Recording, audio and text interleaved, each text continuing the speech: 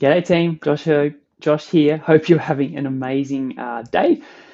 I want to talk to you today about what's keeping you playing small. So the one of the biggest things that I see holding business owners back, and I'm going to actually go through a couple of, well, probably I've actually got 6 points here that I want to talk through. But there is so much to growing a successful business that comes down to psychology. So I often say to my boardroom clients that you can have the best strategy in the world, but if you don't have the right psychology, the right mindset, the right way of thinking about things, and a level of self awareness about yourself, your patterns of behavior, what holds you back, what normally holds you back, and mechanisms to kind of work and move through that, you're just going to be spinning your wheels going nowhere. And so I want to unpack with you today some of the big things that I see keeping business owners playing small. And there's a whole bunch of things here around and you have to work out what's truly right for you, because even the first thing, and this is not even on my notes, but like clients go, oh, I don't really want to build a big business. I just want to stay myself and a couple of staff. And for people who that is truly true to, more power to you. And like would love to, help you and work with you to build that really small boutique business. But a lot of the times that's actually a story. That's actually a lie, because of all the things that we're about to cover in today's training around the real reasons why you play small and keep your business small. And look, I'm not saying you're going to build a behemoth business, and some people do go on to do that. Um, but like I work specifically with business owners to help them build businesses up to about 10 million per year in revenue, and you can build a really amazing business that gives you great profit, returns you great revenue, gives you a great lifestyle, fulfills that sort of uh, purpose piece around building a great business, doing great projects, all those sorts of things. And so when we initially talk about this topic of what's keeping you playing small, the immediate thing from some people is, oh, like this, I don't really want to build a big business anyway, so this is not for me. But I guarantee on some level, you got into business, um, and look, if I offend some people by this statement, like I'm sorry, but there are a small percentage of people that just want to stay a single business owner and they're super happy with it. And if that's you, like I'm super happy for you. But a lot of people to get into business, they want to build something kind of cool. They want to have staff. They want to, build a great business. And maybe they want to have 10, 15 staff or 20 staff or 30 staff and build something really cool. And if you're telling yourself, oh, I don't want to build anything big, it's a sabotage. It's a lie, because that's a protection mechanism trying to keep you safe. So the six things that I want to talk through today in terms of what are the things that I see keeping business owners playing small. The first thing is not spending time on big picture thinking. We have, and this is like a time management kind of piece. There's a whole bunch of things here, but like we just run around all the time putting out fires, and it's like the urgent, not important stuff. It's like clients calling us, it's team calling us, it's team have stuffed something up, so you've got to put that particular fire out. It's not spending time on big picture thinking and making it a priority.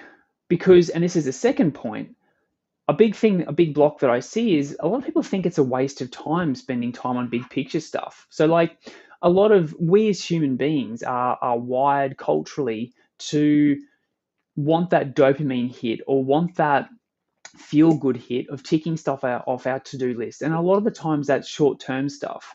So we want to feel good about ourselves when we get to the end of the week. So we just spend all of our time ticking off urgent stuff off our list, so that we can feel good about, oh, I got a whole bunch of stuff done and ticked off my list this week.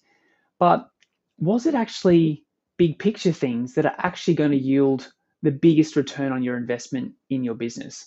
And if you're spending time on ticking small things off your list, I guarantee not. And so the second thing is, people, one, not spending time on big picture thinking. Two, thinking it's a waste of time to spend it on big picture stuff. So people go, oh, like that's all the big, like I'll get to that eventually once I've, bought myself a bit more time back, or I'll get that to eventually.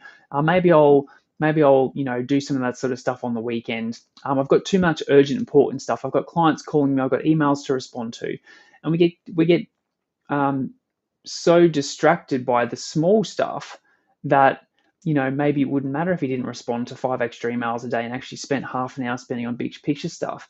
But it's how we feel good about ourselves. And when we feel good, we don't beat ourselves up. So we just keep ticking the small things off our to-do list. Which leads me to the third thing, which is not prioritizing growth. So the third big thing that I see business owners doing to keep themselves playing small is not prioritizing growth and actually putting it in your calendar. Like when I talk to some of my new boardroom clients, they think I'm wild. Do you want me to put like an hour in my calendar or 2 hours in my calendar and call it big picture strategic thinking? And I'm like, yeah, I really do. Really, really do want you to do that. And they're like, why? I'll just find some time for it. And I'll just fit it in, in amongst all these things. And I'm like, if it's not on your calendar, it won't get done. And if it's not on your calendar, it's not a priority to you. And so I say this all the time, show me your calendar and I can predict the success or the level of success that you will achieve in your business. Because if I jump into your calendar and I can see it's just full of small stuff, it's full of other people's demands, it's full of other people's calendar invites, it's full of client stuff, team stuff, delivery stuff, and there is nothing in there that is big picture time, big picture thinking, getting out of the office, focusing on strategy and direction. People think, oh, I'll just spend a bit of time on that once a quarter or once every 6 months. It doesn't work like that. I mean, it does work like that if you don't want to build a great business, but that's keeping you small. Show me your calendar and I can predict the success of your business. So if you want a successful business, you have to prioritize growth and it has to be put into your calendar. So if you take away one thing from what I'm talking to you about today, is put an hour or 2 hours into your calendar, recurring every single week, call it strategy, growth, and direction, or whatever you want to call it. And actually, when that thing goes off, you get out of the office, you go for a coffee, and you focus on big picture strategy and direction. So that's the third thing, not prioritizing growth and actually putting stuff in your calendar. So that's keeping you playing small. And if you want to play a bigger game or up level your business, prioritize growth and put it into your calendar. The fourth thing I want to talk to you about is imposter syndrome. It's this whole, who am I to build a really successful business? Who do I think I am leaving my job? And,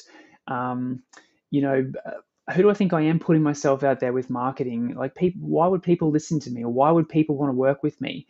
And, we're talking about this with our boardroom clients today, which is like, when you get talking about imposter syndrome, every single business owner has it. And one of my clients today was like, it's wild to think that we've all got imposter syndrome, but yet we all left a safe, secure job to jump out on our own and start our own thing. You think we'd have, we think we'd feel quite confident in ourselves, but it's not true. We all have this imposter syndrome and we're all working through it. And it was so nice to have, a call of people on our boardroom call today, all sharing, yep, I've got imposter syndrome. And whenever I go to that next level in the business, I always feel scared and uncomfortable. It's just breaking down those things that people don't talk about. But the fourth thing I see holding business owners back is this imposter syndrome. And it can be quite crippling. It can be quite crippling and really damage your business and the growth of it. So who am I to build a successful business? Who do I think I am? Why would clients listen to me? Why would staff or team come and work for me? And if you've got this running around in your head, that's the self-awareness piece that I was talking about before. You have to have that awareness of the thoughts and the things that you're thinking about and nip that in the bud. Stop that repetitive thought. Stop that repetitive feeling. Go and do something that makes you feel good about yourself. Prove to yourself through looking back on where you've come in your business and go, I've just hired my 4th staff member, or I've just hired my 10th staff member, or I've just gone out on my own. Like, I am the type of person that can build a great business. And you just keep reinforcing the growth that you've done and the things that you've done to show yourself and prove to yourself through your actions that you are good enough to build a great business. So the fourth thing is imposter syndrome. Fifth is the perfectionist, trying to get everything perfect. That is 100%, particularly for engineers and people in the engineering industry. Like, perfect is this thing that we're striving for. And if it's perfect, that's a piece de resistance. Like, that's, my masterpiece. Done is better than perfect. I want that to be your mantra. Done is better than perfect. Now, obviously, if you are a structural engineer or you're doing calculations that, mean that the difference between whether a building stands up or whether something gets flooded, of course, you have to get the calcs right. But does the seventh review of the report and getting all the formatting and all of the indentations and all that sort of stuff, does that really make a difference? Done is better than perfect. Stop chasing perfection with everything that you do and adopt the mantra that done is better than perfect and move on to the next thing. That's killing your time productivity. That's killing your ability to take on more work. And if you're like that as a leader, all of your staff and team are going to take on the perfectionist traits as well.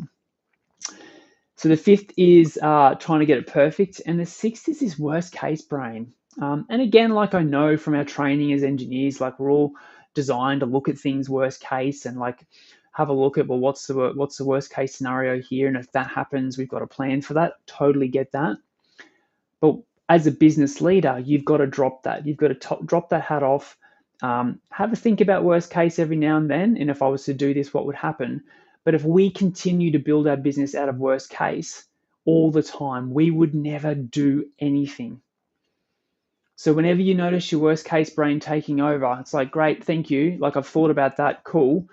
But what happens if this goes right? What's the best case here? Let's flip the worst case and put it the best case, flip the worst case brain and put the best case brain on and go, well, what's, if this thing actually came off, like what's the possibilities here? And then you start to get excited and that builds momentum instead of the worst case brain always, taking over and you just sad all the time and you're depressed all the time because you're like, oh, well, there's no point because, what happens if worst case happens? So that's number 6, worst case brain taking over. So they're the things that I really see keeping business owners playing small. And we've all got our thing. We've all got the thing that's, we learned from our parents, we learned from our upbringing.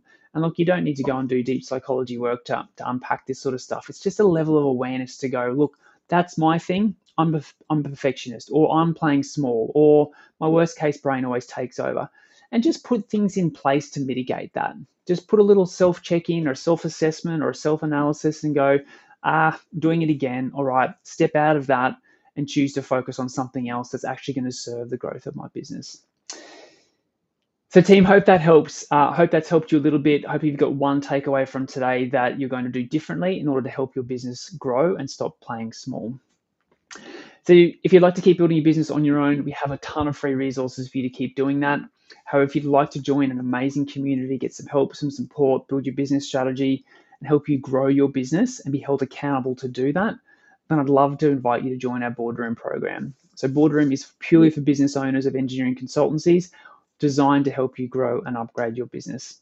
So if that's you, if you'd like to have a chat and you're interested in learning a bit more about Boardroom, please reach out, send me a message or an email with the word Boardroom, and let's have a chat about how we can help you build your business faster.